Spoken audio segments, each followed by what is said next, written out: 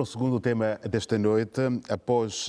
semanas de atrito, podemos assim dizer, entre os aliados, há, portanto, uma tentativa de projetar a unidade europeia no apoio à Ucrânia, aqui a ser feita pela Alemanha, a França e também a Polónia.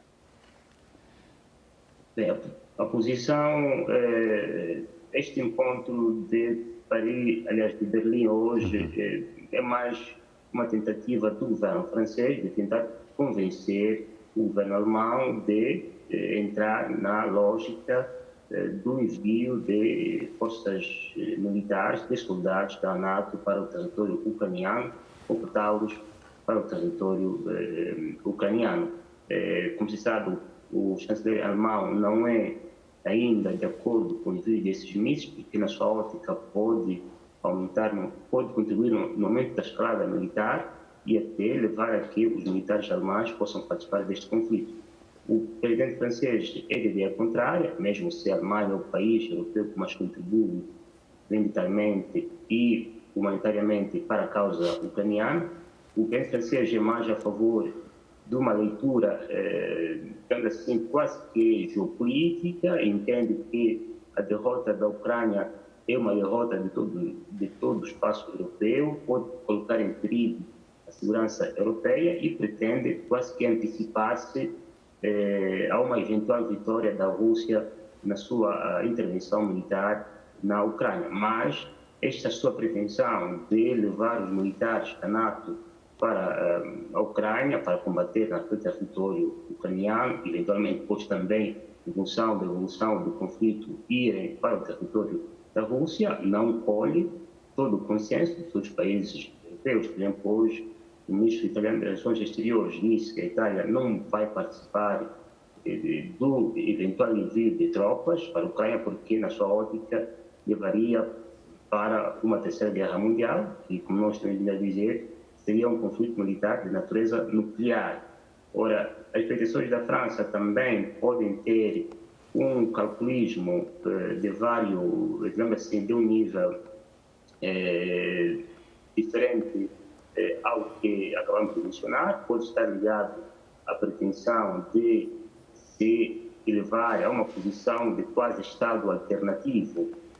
dos Estados Unidos no espaço europeu, ou quase um Estado diretor no espaço europeu, até sobrelevando-se, substituindo-se ao papel da Alemanha enquanto a primeira economia mundial, ou seja, como se a França pretendesse que a Alemanha continue a ser, ou mantendo a sua posição do Estado economicamente mais potente, a França passe a desempenhar o Estado militarmente mais potente no espaço europeu, e também poderá estar a ter uma ligação com o que acontece em África. Como já vimos aqui ontem, também analisamos palavras, enfim, que terão sido ditas pelo presidente Putin, existe também um jogo de interesses na relação de um eventual envio de tropas militares da NATO, da França para a Ucrânia, para debilitar ou para evitar que a Rússia vença, com o que se passa em certos estados do Sahel, não é? Que tem boas relações nessa altura com a Rússia,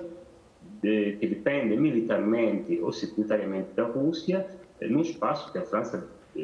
pensa ser o seu espaço de influência vital.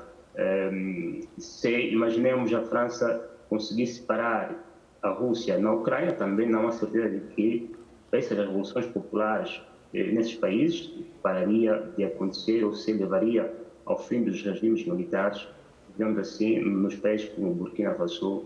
ou no Mali. E também há uma outra leitura que pode estar ligada com a pretensão de entrar na lógica da campanha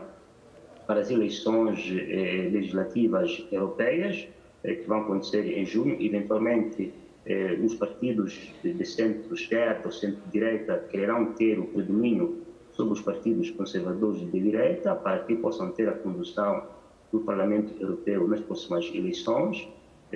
e também da sua comissão executiva, e estará, digamos assim, a usar esta componente de um eventual conflito militar com a Rússia para tentar maximizar que os seus interesses nacionais quer os interesses geopolíticos da França. Porque, do ponto de vista prático, a França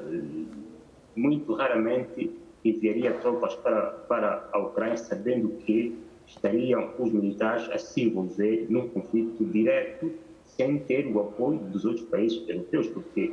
sozinha parece não estar interessada em enviar as tropas. Se pede que os outros o façam conjuntamente, porque pensa que só em conjunto pode enviar essas tropas, e, por consequência, também estará a revelar uma espécie de posição de fraqueza da França em relação à Rússia, porque se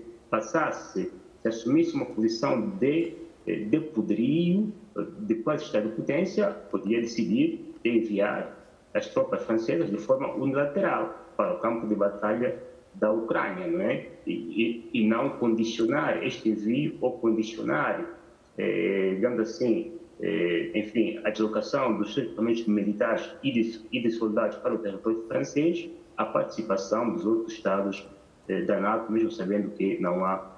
um consenso. Também pode estar eventualmente a tentar galgar ou apalpar o terreno ou criar uma perspectiva, como diria Chomsky, da criação do consenso, da construção do consenso no seio das massas, para que se vão habituando à ideia de uma eventual participação dos países da NATO no conflito com a Rússia, porque uma guerra também se constrói nas mentes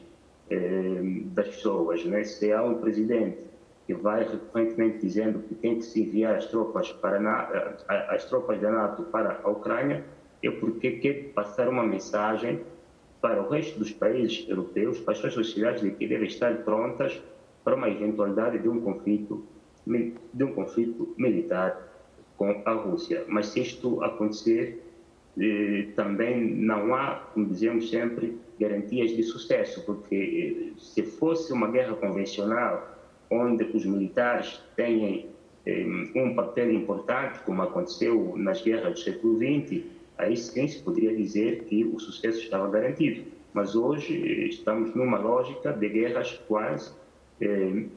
híbridas, guerras assimétricas. Os Estados desenvolveram sistemas missilísticos que carregam ogivas nucleares com uma capacidade de destruição muito elevado e, de consequência, os soldados não bastam, são úteis para a guerra, para a infantaria, mas para o tipo do conflito que se desenha para este século, isto não seria suficiente, não é, para se garantir esta eventual vitória da França ou da NATO sobre a Rússia. Daí que, mais uma vez, o ideal é os Estados assim, baixarem os tons, voltarem ao bom tom e continuarem a negociar para a resolução pacífica desse conflito e que se faça isso o mais cedo possível.